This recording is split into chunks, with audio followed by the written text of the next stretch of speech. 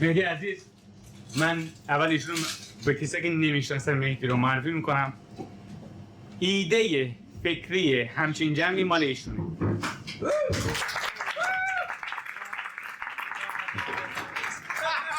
راحت‌ترین قسمتش انجام استفاده که محبت در واقع ایده فکری ایشون آورد و آره من انجامش دادم و با همدیگه ما کار کردیم. من و مهدی همدیگه میشناسیم. خیلی طول کشید همدیگه اصلا ببینیم و وقتی دیدیم اون خاطره یه بار دیگه میگم برای کسی که نمیدونن. توی میتینگی داشتیم ما همدیگه تو خیابون راه میرفتیم. من با یه بیزنس پارتنر خودم بودم، ایشون هم با یکی از مدیرای شرکت خودشون بود. خود مهدی مدیر ارشد ایشون بود. البته با هم راه میرفتیم و بعد اون دو نفر با هم مشغول حرف زدن. مهدی اومد دست من گرفت، مرزا دیگه با من یکم فارسی حرف بزنیم. خاطر جالب بود، بخاطر اینکه در نهایت برمیگردیم به اون اصول اولیه که باش بزرگ شدیم و هممون اینجوریم. الان امشب با هم فارسی حرف بزنیم یه گرمی میده بهمون. خب یعنی نمیشه شما بریم بیرون با بقیه فارسی حرف بزنین و یادتون باشه اگه ایونت های دیگه رفتین دیگه انگلیسی حرف بزنین. حتی اگه ایران دیدین تو ایونت، چون این ایونت یه نرم دیگه ای داره، این یادتون باشه. ولی باز مهمه که هارت تو هارت با هم حرف بزنیم، با زبان خودمون، با کالچر خودمون و بگیم که در استرالیا میتونین خیلی تنها باشی ولی تنها نیستی. خب من امیدوارم شروع می‌کنم یه بک‌گراند کلی مهدی جان از اینکه اصلا خب خیلی زندگی فرازونشون داره جالبی داشتیم. اون اگه خلاصه برای بچه‌ها بگی. من سال 84 میلادی اومدم اینجا. اول فکرم اگه برگردیم 84 فکرم 90% اینه که اینجا اصلا نبود. شما متولد نشدیم. 5-6 سال پیش از یونیورسیتی گریجویت شدم. بعد جاب گرفتم با حضور زیاد توی مکمن. هنوزم اونجام دیگه. بعد شما اولین مهندس مکمن بود. آره من موقع که رفتم نداشتن انجینیر، ترادیشنال بیزنس بود که همه تریدی بودن، اومده بودن بالا خیلی کوچیک‌تر. بعد از 2008 من شدم منیجر اون قسمت سیویلش که قبلا 17-18 تا دیویژن بود که من قسمت سیویل اند ریمیدیشن منیج می‌کردم. بعد حدود 2 سال پیش تمام اینا با هم ادغام شدن، 4 تا کاستوم استریم شد که خیلی از اینترستیت آفیس ها اومد تو اینا. بعد سیویل اند اینفراستراکچرش رو الان من منیج می‌کنم که تقریبا که نه بزرگترین قسمت مکمن. بعد کوینزلند و اینا همه جزء قسمتی که من مسئولیتش دارم. بعد یه پورتفولیو بزرگی هست. آره دیگه مثلا 250 نفر 300 نفر کارش داریم. بعد این خلاصه توصیه برای بچه‌ها. شما خب خیلی از عزیزان رو استفاده کردی که اینجا ممکنه هستن اینجا هستن. حالا 15 تا بچه ایرانی استفاده کردن و این جمع هم اصلا شما خیلی باز از بچه‌های اینجا فکر کنم یه 7-8 نفر استفاده کردن. منتها یه سریشون هستن یه سریشون نیستن. منتها من قبلا داشتم صحبت می‌کردم با بچه‌ها میشه قدیما خیلی‌ها می‌مدن از ایران یا پزشک بودن یا مهندس بودن، پروفشنال بودن و واقعا کار پیدا نمی‌کردن. به حد می‌رسید که دیپرس می‌شدن، می‌رفتن یه مغازه می‌زدن برای خودشون رستوران می‌رفتن که سرخوش می‌گیرن اینا. خیلی عوض شده. الان خیلی واقعا انوایرمنت تو علمشون کار زیاد شده و اپورتونتی زیاده که اینا همه چیزای خیلی خوبه. ولی من فکر می‌کنم یه خورده بچه‌ها این فاکتور شده مثل بچه‌های خود ما. یعنی من با بچه‌ها صحبت می‌کنم، حالا به عنوان یه کسی که توی اندستری بوده بالاخره کلی ریویو من تقریبا میتونم بگم 90% 80% وقتم یا اینترویو می‌کنم یا اینکه ریویو می‌کنم یا اینکه دیل می‌کنم با پیپل. کار معمولا کار منیجر چیزی نیست که شما تیم دور خودت درست می‌کنید، مدام در حال درست کردن تیم. شما باید برای یه جاب برید برای رایت ریزن. معمولا نه پول رایت ریزن نه اینکه فلکسیبیلیتی. بعد به نظر من شما باید به جاب علاقه داشته باشید که جاب آدم همیشه میشه تقریبا زندگی آدم. شما از اون کار تقریبا 80% 70% این موقع که خواب میسی یا خوابت نمیاد. ولی اون 70% که توی مثلا از 17-18 ساعتی که بیداری شما سر کاری کار رو انجام میدید، بهش فکر میکنید. اگه لذت نبری بر من امتیاز اوله که تو چه انوایرمنتی کار میکنید، چی کار میکنید و اینا.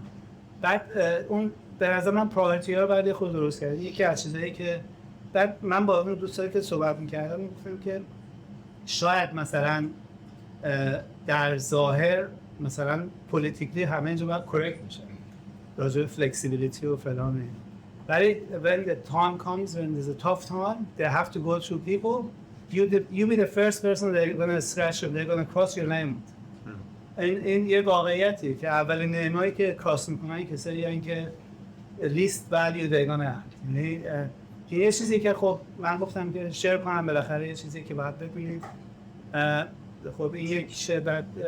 بعد اینی که توی زندگی همیشه باید این کامفورت زون بگیرید. یه چیزی که من این کامفورت زون اینه که مثلا همین فلکسیبیلیتی دارم، نمیدونم work from home, I do this, I do 38 hours, you know, I get this and that. اینا همش میشه کامفورت زون. آره میشه یک کسی که پلات میکنه برای تمام زندگیش، ولی اون آدمایی که فوق العاده موفقن و خیلی اچیومنت های خوب دارن کسایی که اون از اون زون میرن همیشه بیرون. شما باید اکسپلور کنید اون برای که خود زیاد کامفورتبل نیستش، بعد اونجاست که جایزه بزرگ اینجاست. نظر من اینه که این یه چیز خیلی خلاصه که من گفتم نه عالی. ولی یه چیز جالب اینه که روک کاری که مهدی انجام داد همه انجام نمیدن این بود که خیلی افراد مهاجر جذب کرد. شما خود استریم شما خیلی مهاجر داره توش و خیلی هم کار کردن، خیلی هم دلیوری کردن و همه کار رو. وقتی که مشاهده می‌کنی افرادو، حالا غیر از چیزایی که غیر به عنوان اون انتایتلمنت اینا کار صحبت کردن روش، چه چیزایی وقتی مشاهده می‌کنی نسبت مختلف، چه پروژکت منیجر، سینیر پروژکت منیجر، پروژکت انجینیر، پلنر، چه چیزایی شما می‌بینی که تو مصاحبه شما رو میگیره و فکر کنی که این من خیلی خوشم میاد؟ کاراکتر. You hire for character. شما آدمو اسکیل رو میتونی بهش یاد بدی ولی نمیتونی بهش یاد بدی که چه کاراکتری باشه. اگه یه آدم منفی باشه یا آدم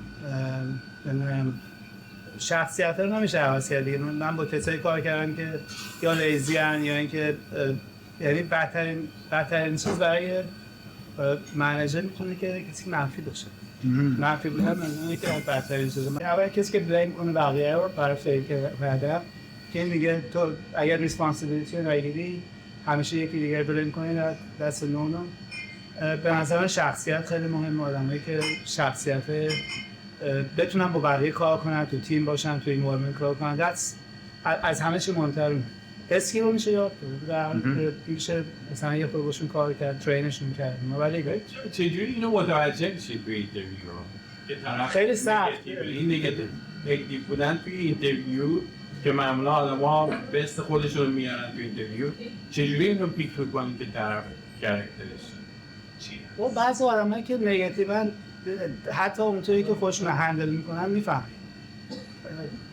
یه جوریه که اصلا اون پاسترش معلومه که این آدم نگاتیو، ولی کلا باید خب شما باید ویتینگ خیلی مهمه که چک کنید.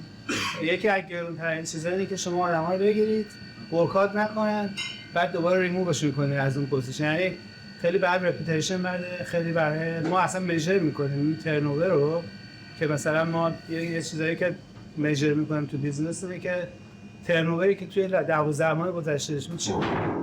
بعد هر چی مثلا بیشتر باشه بدتر، اونم به خاطر اینکه you put the wrong people on. شما نیروی انسانی رو منظور.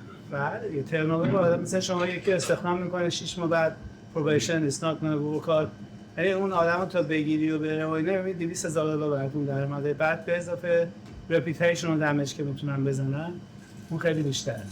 برای همین به نظر من باید شما اولا تو اینترویو خیلی باید دیپ برید کاراکتر چک بکنید، بعد برید توی مثلا رفرنس ها رو چک کنید.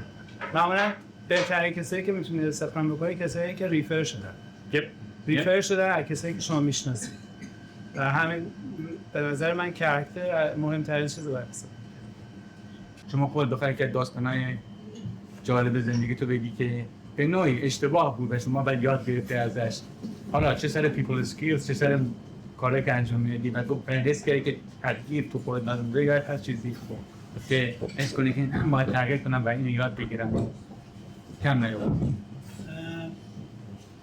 من یه چیزی که من تو خودم پیدا کردم من کانستراکشن یه فیلد خیلی پر استرسیه. فکر کنم پرشر و استرس بیشتر از کانستراکشن نداره. شاید پزشکی هم فکر کنم حتما بیشتره.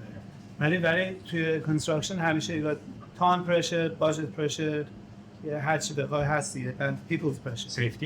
سیفتی که دیگه من 5 تا اگزمپل بکنم در همین هفته پیش. بعد این خب یه چیزیه که شما اگه استرس بشی و هرچی هم پوزیشن مثلا میره بالاتر ریسپانسیبیلیتی بیشتر میشه به خاطر اینکه من مثلا برای یه دونه سیفتی I can go to court, I can go to jail. برای اینکه I'm ultimately responsible برای اون اتفاقی که میفته آدمی که اینجا میشه.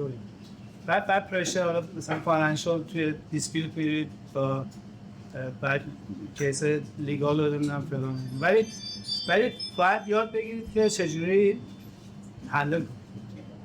به نظر من چیزی که من خیلی سنمه که اینه که شما باید پرشر یاد بگیرید چجوری هندل کنید که استرس نشید، چون استرس شدن شما رو ضعیف‌تر میکنه، وایب بد میده به دورتون و همیشه اون اطرافتون پر استرس میشه و it's a weakness. یعنی هیچ مشکلی حل نمیکنه. بعد کنترل دیگه نداره. به نظر استرس نباید شد و پرشر باید هندل کرد. یه چیزی که باید یاد بگیرید، یه آرته. Keep up with technology. به نظر همیشه there's always a better way of doing things. یعنی efficiency و مثلا چیز اونو الان این که آدم میتونه ترند بشه با کسی که خودش بهتره. برای اینکه این به نظر من خیلی مهمه که مثلا همیشه آدم اگه بخواد احساس وحشت بکنه که من این آدم ها میگیرم، این به نظر میاد من خیلی سوادش بیشتر بشه، کوالیفیکیشنش بهتره، زبانش بیشتره، بهتر پرزنت میکنه. این به نظرم بزرگترین ویکنس مثلا کسی که مثلا توی پوزیشن لیدرشپ اینه که خیلی راحت ترند بشه و بهترین کسایی اینه که کسایی که دور و برشون همه از خودش بهترین منیجرام اتفاقا اونا یاد میگیرن. You surround yourself with talent. بعد باید شما ساکسسر درست کنید توی بیزنس، باید کسی داشته باشه که بیاد جای شما رو بگیره، بعد بیزنس سالم رو که شما بتونید برید مثلا یه معادله نگران نباشید به چه اتفاقی. این خیلی بعد برای یه چیزیه که مثلا خیلی من میبینم که خیلی راحت ترت میشن با کسایی که دور و برشونه. مثلا این من از همیشه خودتون بهتر بکنید در واقع. همیشه پیشرفت کنید. آدم که پرفکت نیست. ما همه ضعف داریم، استرنت داریم. یکی چیزایی که شما روی ضعفتون شما زیاد کار نکنید، اون کار بذارید روی استرنتتون، فوکس کنید رو اون. به نظر من آوتکام بهتر اون ضعفتون رو ساپلمنتش کنید با کسایی که دور و برتون هستن. یکی خوبه توی آیتی مرتضی بیاد مشکلتون رو حل کنه. همیشه مرتضی رو می‌بردم سر کار برای همین ضعفایی که داشتم. بدون نفع بار مثلا اینطوریش می‌کنن، همونطوریش می‌کنن. این چیز دیگه، این باید دور و برتون با آدمای باهوش و ما همه از هم یاد میگیریم. یعنی امکان نداره شما یه فردی باشه که پرفکت باشه، امکان نداره. همه از هم یاد میگیریم. برای همین همیشه من میگم که دو تا چیز همیشه من میگم در زبان انگلیسی your best friend and worst enemy is yourself. یادتون باشه همیشه خودتون با خودتون درگیرید. و دومی این که you're an average of people around you. شما میانگین اطرافتون هستید و این واقعیته. خب حالا بشین دور و برتون خودتون آدمای نگاتیو بخورن شما پیدا کنید، خودتون میشین نشین نگاتیو. و نگاتیو حرف خواهید زد. همه از مدیرشون بعد میگن شما هم مدیر بد میگید. و این طبیعیه، اتفاق میفته. حتی بخواد جلوشون بگیره نمیتونی، سخته. و همین دفعه ما کیا میگردین چه کار میکنین، این خیلی کمک میکنه. اون تاپیکی که مهدی بود خیلی مهمه که threaten نشید واسه افراد دیگه. ما تو انگلیسی کلمه insecurity داریم که این کلمه insecurity یکی از دشمنای بزرگی حتی خود لوکال، افراد لوکال بسیار باش درگیر هستن و اینو اصلا به یک جمعی رفتن و یک چیز شخصیه که فرض کنید که شما همیشه توسط دیگران threat شدید، اینکه شما از شما بهتر ممکنه جابتون بگیرن، این اینسکیوریتی ما بهش میگیم. و برای اینکه به این غلبه کنیم با خودتون بشناسید و وحده اول کی هستی و همینجور به سمت پیشرفت برید. برای یاد گرفتن همین چی هم میشه یاد گرفت. همین که شما اینجا هستید به این دلیل یاد بگیرید. شما از خیلی دیگه که اینجا نیومدن جلوترین. یادتون باشه. خب خیلی ممنون. تشکر.